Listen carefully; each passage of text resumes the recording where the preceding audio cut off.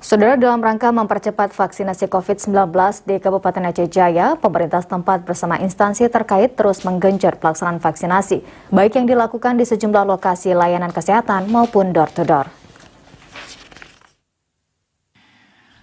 Pelaksanaan kegiatan penyuntikan vaksin COVID-19 di Kabupaten Aceh Jaya hingga saat ini terus berlangsung, baik yang dilakukan oleh petugas puskesmas maupun aparatur lainnya.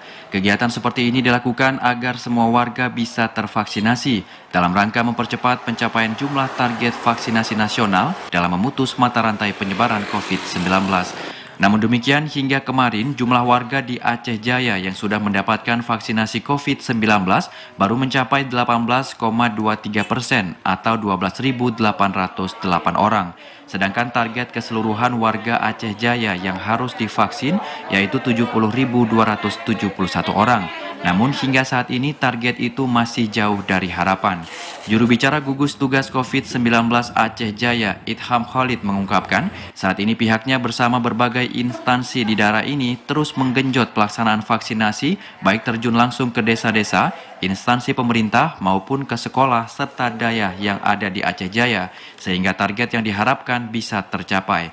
Saat ini hanya tenaga kesehatan yang sudah mencapai 90% penyuntikan vaksin COVID-19, di mana saat ini jumlah tenaga kesehatan yang telah divaksin dosis pertama yaitu 92,80%, dosis kedua 95,80%, sedangkan untuk dosis ketiga 48,96%. Total keseluruhan target kita akan melaksanakan per hari adalah 600 target.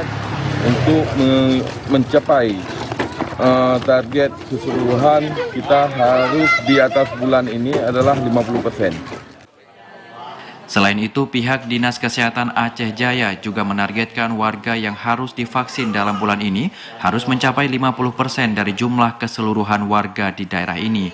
Dan untuk mencapai target itu, pihak Dinas Kesehatan setempat terus melakukan koordinasi dengan berbagai pihak seperti TNI Polri dalam pencapaian vaksinasi COVID-19. Dari Aceh Jaya, Musliadi, TVRI melaporkan.